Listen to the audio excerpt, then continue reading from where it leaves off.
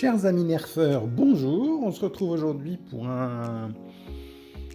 une modification de nerf avec, j'ai envie de dire, sans faire de mauvais jeu de mots, un mastodonte, le gros blaster, méga mastodonte.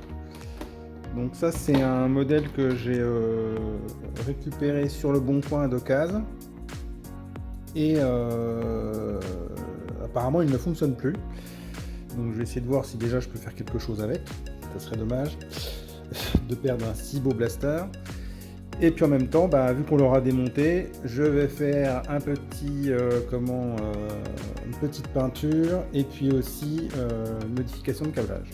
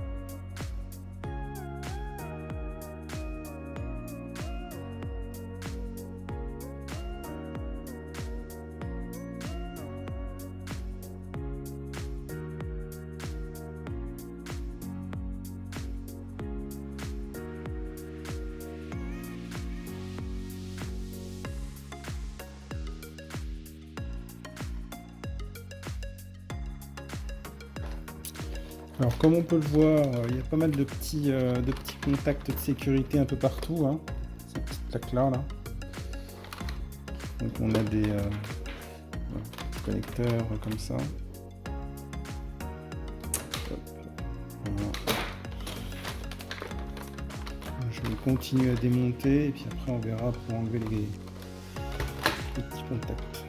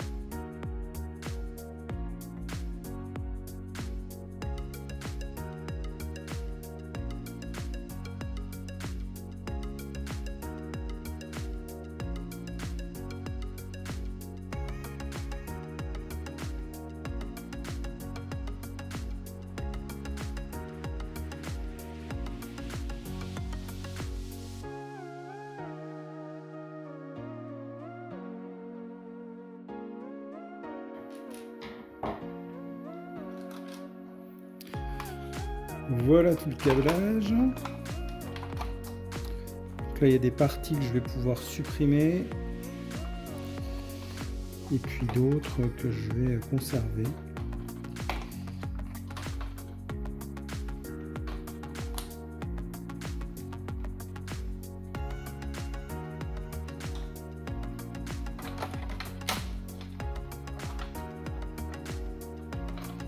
Un petit coup de fer à souder. pour enlever tout ça.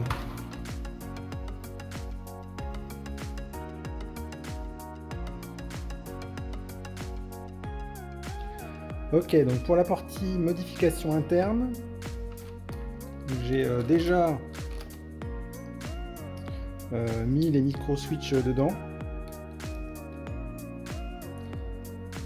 Donc, du coup, voilà ce que ça donne. Alors là, c'est un petit peu sport, hein. Donc j'ai tordu la petite barre pour faire contact. Ce qui fait que là, ça fonctionne nickel. Donc voilà, j'ai bien évidé l'intérieur là, que ce soit à fleur, pour que l'autre partie, quand elle arrive dessus, on soit tranquille. Et puis sinon, pour ce côté-là, là, il y avait un petit support sur le côté, donc, où je l'ai posé dessus, je l'ai collé. J'ai renforcé en fait en dessous, en fait. Alors, je sais pas si on va voir. Voilà, j'ai un petit cure-dent que j'ai mis dedans. Voilà, qui passe dans le trou, et en dessous qui du coup fait support pour éviter qu'il penche vers l'avant. Et puis donc c'est pareil, j'ai retourné cette partie-là pour que quand j'appuie, ça appuie bien sur le petit bouton qui est en dessous. Et j'ai arrondi cette partie-là aussi, parce que sinon le système frottait en fait contre le truc. J'arrive pas trop avec les deux mains plus tenir, c'est compliqué. Mais voilà, grosso modo, ça appuie dessus. J'arriverai pas. En même temps, ouais, c'est comme ça. Voilà.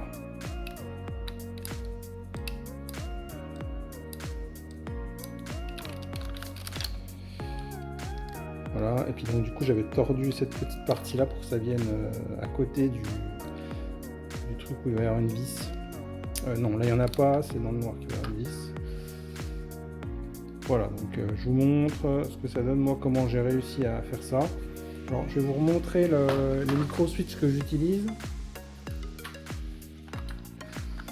C'est le gros avantage, alors surtout ces versions-là, c'est qu'ils ont vraiment une longueur au niveau de la tige là, qui est grande. Et ce qui fait que voilà, moi j'ai pu modeler en fait pour que ça aille vraiment à l'endroit où je voulais et que ça vienne sur le petit système là. Et du coup là c'est nickel, quoi.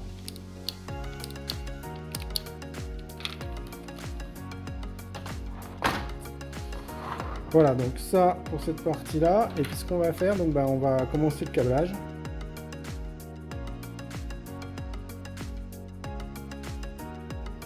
Ok, donc nous revoilà pour la partie câblage. Donc je me suis servi du schéma ici. C'est un schéma que j'avais déjà montré pour le Strife.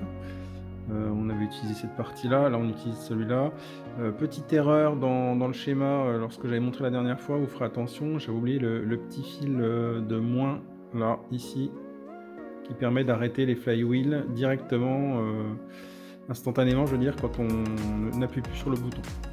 Donc bien faire attention. Alors ça, ce qui change, c'est que si vous n'avez pas le fil, les flywheels, en fait, ils vont continuer à tourner dès que vous allez arrêter le bouton, d'appuyer sur le bouton, ils vont continuer de tourner avec leur inertie. Alors que là, grâce à ce fil-là, ils s'arrêtent vraiment, c'est instantané, quoi. Ok, donc voilà le câblage que j'ai fait. Donc là, pour la partie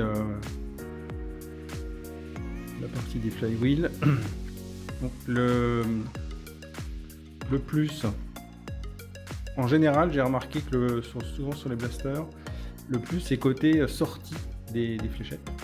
Donc là, il est matérialisé par le fil jaune. Ensuite, vous avez la partie donc, du pusher. Alors normalement, il va dans l'autre sens, c'était pour vous montrer donc, que j'avais gardé. Là, c'est les connexions au niveau du système des piles. Hop. Comme ça. Voilà, donc la connexion avec les boutons. Donc moi j'ai gardé je me suis branché donc sur le système ici. Voilà, je fais cheminer les fils. Ensuite ça arrive dans les micro-switch. Et puis là pareil, voilà, j'ai calé tout ça là-dedans.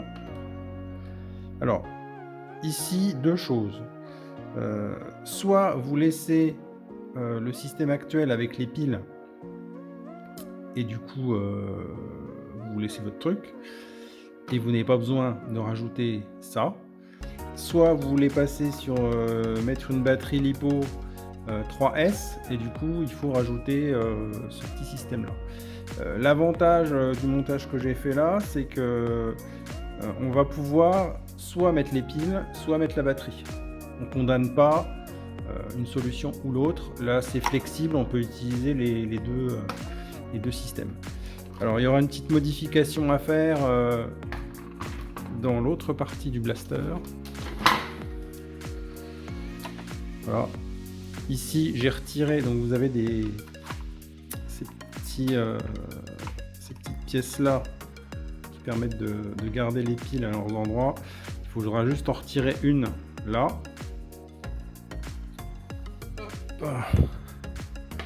En fait la batterie elle puisse tenir directement dans le système. Après on la mettra à peu près comme ça. Voilà, largement de quoi tenir. Et puis la deuxième opération, c'est au niveau du couvercle ici. Voilà, donc j'ai découpé au niveau du couvercle pour que je puisse mettre ma batterie, que le couvercle se ferme directement. Voilà, donc ça se mettra dans l'emplacement comme ça. Ça sera tout bon. Donc je reparlerai en fin de vidéo par rapport aux batteries, surtout par rapport aux mises en garde. Voilà, du coup j'ai terminé tout ça, je vais pouvoir remonter le blaster et puis on va pouvoir faire des essais de tir.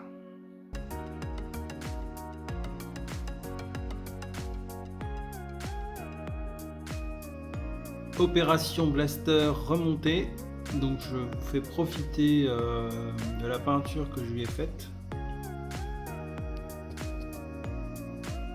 Là, parti sur un aspect cuivré. Ça va vous faire le tour.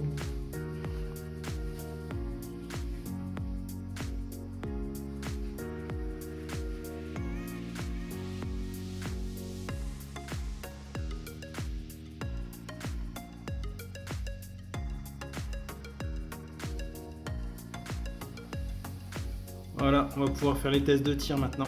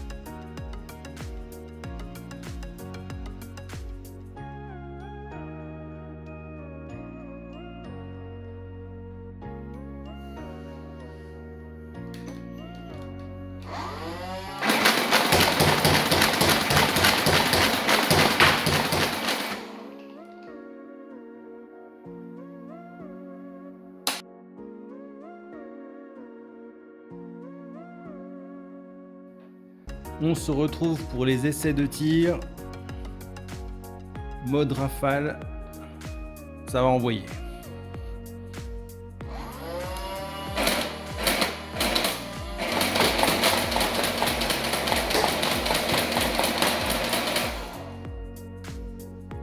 Superbe cadence.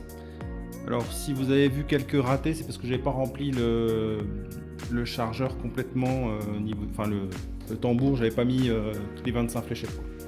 Mais sinon ça marche nickel.